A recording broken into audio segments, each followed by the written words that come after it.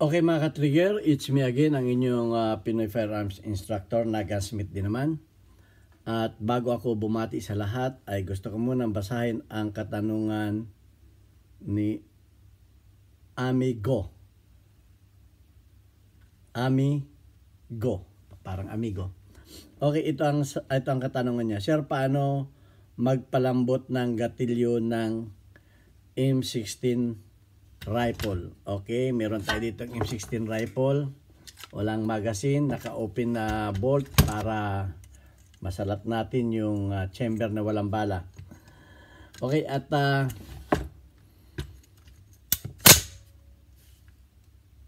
ang pag-tune up ng trigger ng M16 ng ating pag-aralan ngayon. Okay, pag-tune up.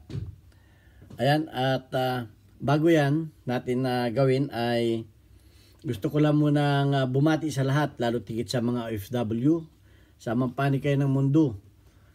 Dalangin ko tayo ay nasa mabuting kalagayan, mag-ingat po tayo sa mga aksidente at pag-ingatan natin ang ating mga kalusugan para hindi tayo magkasakit sapagkat walang mag-aalaga sa atin. Ayan, at pasalamat din sa mga ating mga 33,500 plus na mga subscriber. Lalo tigit doon sa mga hindi nag-i-skip ng ads sapagkat tayo isang charity vlogger. Kaya nga meron tayo ditong GCash number para sa mga gustong mag-donate sa ating mga 6 na estudyante na ating tinutulungan ng pag-aaral.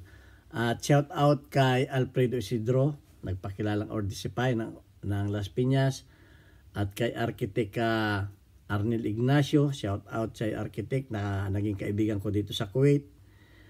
At ganoon din kay Boy Umay, Boy Platon, na siyang mga mga subscribers natin na nagbigay sa ating mga beneficiaries ng mga estudyante. Yan ay mga anak ng ang 6 na yan ay anak ng mga single parent. Yan, at welcome sa ating baser na si Arjoy Lador, na pati yung ating mga pag-intro ay pinapakialaman, at gayon din pati yung ating pagcha-charity ay pinapakialaman din. Welcome kayo sa aking YouTube channel, mga baser. Walang problema yan. Ang mahalaga sa akin ay yung 33,500 plus na mga subscriber. At hindi ako magsasawang magturo sa inyo hanggang may tanong kayo, sasagutin ko, dahil ito lamang ang YouTube channel na nagtuturo at sumasagot sa inyong mga katanungan. At ito ay alay ko sa mga kababayan kong Pilipino. Okay, ayan. At para hindi na tayo mahirapan ang pag-tune up ng trigger ng M16, ay may ginawa na ako dito. Yan, actually ito lamang ay basic. Ito yung kanyang trigger at saka ito yung kanyang hammer. Ayan. Kung mapapansin ninyo, ay kasi hindi ninyo magagawa ang isang bagay nang hindi ninyo alam ang function. Kaya lagi akong gumagawa ng mga ganito para makita ninyo ang function kung paano baga. So ito ang function niyan. So kung makikita ninyo itong trigger at ito yung kasama na yung kanyang sear, ito na. So pagka hinila ninyo yung bolt, ito ay idadapa niya itong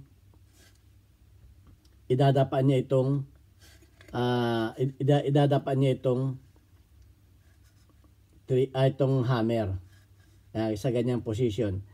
At pag kinalabit mo yan, itong mga spring na ito ay hindi ko masyadong itinensyon dahil naka-temporary lang naman to.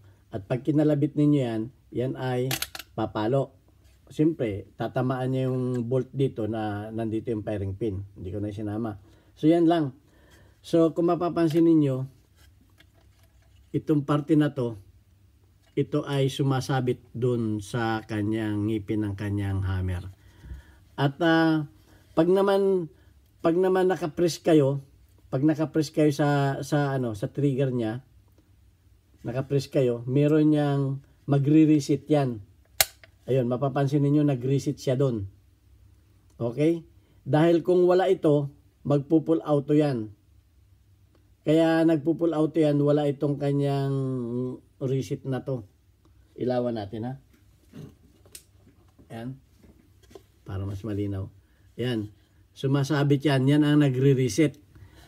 At pagka binitawan naman ninyo ito, ay, ayun, nakaganyan lang siya.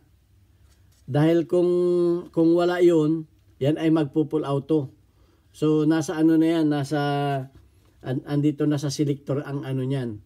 Nandito na sa selector yan. So, hindi naman yan yung tanong sa atin, kaya hindi natin yan bibigyan ng pansin. Ang bibigyan lang natin ng pansin ay kung paano matutune up at kung bakit matigas ang inyong trigger. So ayan kung mapapansin niyo yung banda na yun, kung malinaw yan diyan, doon yan nakasabit yung pinakang share niya. Kaya pag kinalabit ninyo yan, ulitin ko, yan ay papalo. Pero pag habang naka-press ang trigger ninyo niyan para hindi mag-pull auto, meron siya nito na ikakats naman niya para pagka pumutok, babalik yung bolt niya at ikakats naman siya nito para hindi siya mag-pull auto. Kaya siya nagpo-pull auto, nadi-disable ito. Yan. Yan ay nandun na sa selector. Hindi naman yan yung topic natin, kaya hindi na natin yan itatakil. Kaya i-discuss. So ayan. At pag yung trigger niyan ay inyong binitawan, yun naman ang sasabit, yung kanyang shear. So dito na nangyayari yung trigger pull kung paano mag-tune up. Ito na. So ito ang gagawin natin. Ayan na. Kaya pag kinalabit natin yan at medyo matigas, yan, medyo matigas, ay i-tune up natin yan. Okay? Actually, may nabibili namang isang set na kit nito. Papalitan na lang ninyo. Pero, siyempre, gagastos pa kayo. Ay, pwede naman natin yung i-tune up lang. So, ang gagawin lang natin ay tatanggalin natin itong dahil may video naman tayo kung paano pagbubuo ng kung paano ang pagbubuo ng M16. So, tatanggalin ko lang itong pinaka-trigger assembly niya para tayo malinawan. So, ayan. Importante talaga malaman niyo yung position, yung function niya. So, ito na siya pag tinanggal natin. So, itong parte na to, ang siyang sumasabit sa trigger. Itong parte na to. Siyang sumasabit. Tanggalin na rin natin to. Total na ko na rin naman sa inyo ang function niya, kung bakit siya nagre-reset, kung bakit siya hindi nagpo-pull auto. Importanteng malaman din yun. So ayan. So ang position niyan ay ganito sa close-up. Close up ko na sa inyo. Ang nangyayari niyan, ito, parte na ito ay sumasabit dito. Nakaganyan siya dito. Ayan pansin niyo. Nakaganon siya dito. Yan, nandyan siya. So ito na bali yung kanyang shear. Okay? At ito naman yung nagko-control ng kanyang pull auto.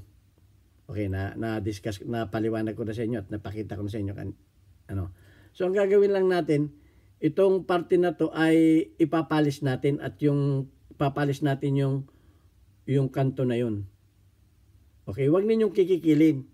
Kukuha lamang kayo ng 1,000 na liha, kamukha nito, 1,000 na liha, ididikit ninyo sa isang bubog para flat na flat. Ganyan. Pagkatapos ay ipapalis lang ninyo. Kumbaga lilinisin ninyo at ipapalis lang ninyo. Ganyan. Ipaplat lang ninyo ganyan at igaganon lang ninyo. Kukuskus lang ninyo pa ganon. Yan. Okay. Igaganon lang ninyo. Huwag ninyong nang magagaspang na liha sapagkat yan ay pag ito naman ay nasubrahan ay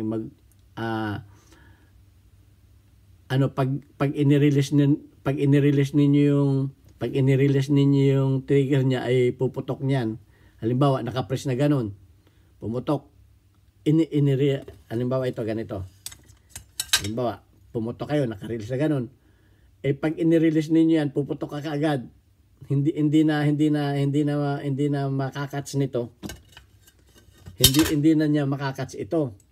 Pag sinubrahan ninyo, kasi nga sinubrahan. So lilinisin lang ninyo, pakikinisin lang ninyo ganun. Kamukha nung ano ko. Kasi yung iba, tira ng tira. Kaya sinasabi ko siya, mag-iingat kayo. Lilinisin lang ninyo ganun. At alsin ninyo yung matalas. Yung talas na to. Pag ano naman. Itong ibabaw, kahit hindi na itong ibabaw, ito lang, lilinisin lang ninyo ito. At yung talas, alsin lang ninyo konti yung talas. Okay? Alsin lang ninyo yung talas na ganun. Igaganon lang ninyo. Kailangan naka-flat, pantay na pantay ha. Gaganon na lang ninyo. Yan. Gaganon na. Alsin ninyo yung matalas na yun, no? Yun lang, konti lang. Inulit ko konti lang. Baka naman sobrahan ninyo. At 1,000 grit lang na liha, mapino lang.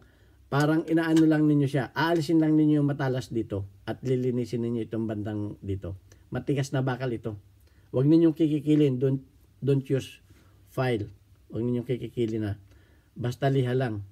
Yun lang ang pag ano nito. So, sa iyo, ano pangalan nito? Mr. Go. Yan. Amigo. Ang spelling niya ay A-M-Y. Go. Amigo. Okay. So, yun lang ang gagawin ninyo. Sa gusto nyo i-tune up ang trigger ng M16.